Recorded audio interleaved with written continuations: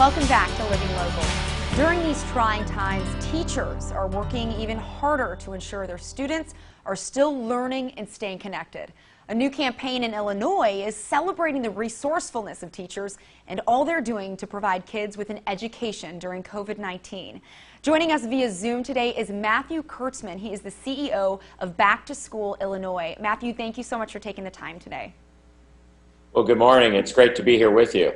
So Matthew, before we dive into this new campaign, can you explain how Back to School Illinois got started and what exactly you do?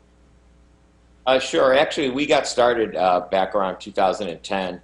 I actually started the program working with the Community Currency Exchange Association of Illinois, check cashing stores here in the state, and started to do a back to school program that just took off. And 2010, we set up the nonprofit, and we've been going like gangbusters ever since. Wow, that is fantastic. Now, can you tell us more about how the We Appreciate Teachers contest came about and what is its goal? How does it work? Absolutely. Well, teachers always are unsung heroes that do an amazing job under very difficult conditions. And certainly with COVID over the past 6 months, it's been a Herculean task for them to adapt under already difficult conditions, whether it's trying to teach kids remotely and all of the changes going back and forth every day about whether or not they're going to be back in school. Are they teaching half days in school? Are they teaching remotely? And so we want to honor all of them for their amazing work, which is why we developed this program. And then we're going to pick 10 extra special ones, even though they're all special.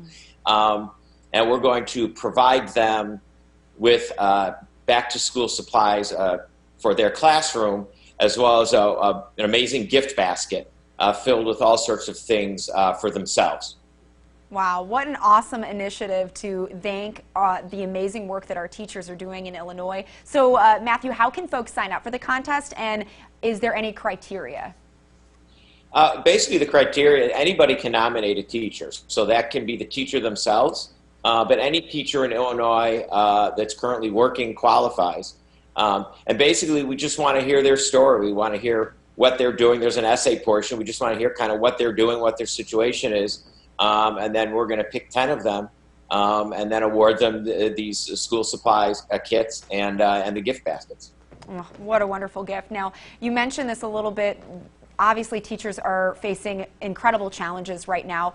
What are you seeing specifically as far as those struggles related to COVID-19?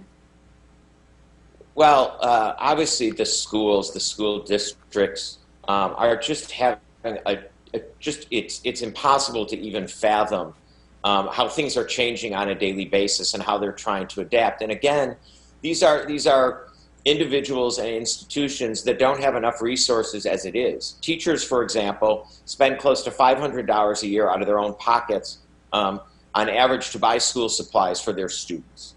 And schools are underfunded. And so in dealing with all of these disadvantages and challenges, they're now actually trying to figure out, how do I teach kids at home? What about if they don't have internet at home, or they have slow bandwidth, or they're sharing a computer with a mom and a dad and 3 siblings, and trying to coordinate, teachers trying to coordinate how do they get time with the students to do the work.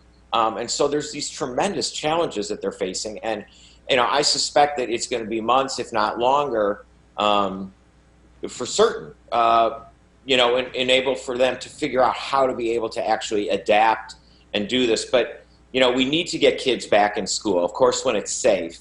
But they not only need to be in the classroom with the teachers, especially the younger kids, but it's also the sociability and all the things that they learn from being together, things like gym class and doing school plays and all those things that obviously are on hold until the kids can go back to school. And even then, with the limitations, there's going to be problems with some of those things coming back. Sports also, another one. Yeah, there are so many details in limbo at this point, causing even more obstacles for our teachers. So how can folks support Back to School Illinois and get involved, make a donation, that sort of thing? Well, certainly, obviously, the number one thing for us is if people can make a donation of $18, then we're able to provide one more child with one of our back-to-school kits. We provide kits from kids from pre-K all the way up to senior in high school. Each of our kits contains about 30 of the core supplies the kids need. So if people can make a donation, they can go to our website, be2si.org, and make a donation. They can certainly do that. Obviously, we always are looking for volunteers. We have a program called Notes of Inspiration, which people can do, and that's purely voluntary, and those are notes of encouragement that we put into all of our back-to-school kits, and people can just go to our website and sign up for that. We'll send the note cards right to their home. It's very safe and secure. They can write those notes and just send them back to us whenever they can. Wow, those are certainly great ways for people to get involved and show their appreciation to teachers. Matthew, in general, how do you think our community can do a better job of being grateful for our educators? Well, there's a lot of different things. I mean, certainly people can get involved in teacher-parent organizations, get involved in their school and what's going on. They can certainly support us. They can also do things like, tutoring, which is obviously a very critical thing. And then a lot of organizations that we work with that have kids that come after schools, like YMCAs, Neighborhood Boys and Girls Clubs, and these organizations also that are vital to providing help with learning, with homework, and then just in general, when funding comes up for schools, people should always be supporting increased funding for education. Schools and education are just paramount to our society, and whether or not these kids are going to grow up with opportunities in life, and whether they're going to be productive members of society or they're going to be detractors. And so we need to give them hope. We need to give them the opportunity to learn so that they can grow up and be vital, productive members of our society. Well, Matthew, thank you so much for what you guys are doing to help support teachers and students. We sure appreciate your time today. Well, thank you. I appreciate the opportunity to be here with you. All right, you guys, if you'd like some more information, you can visit be2si.org. We'll also have those details posted on ourquadcities.com.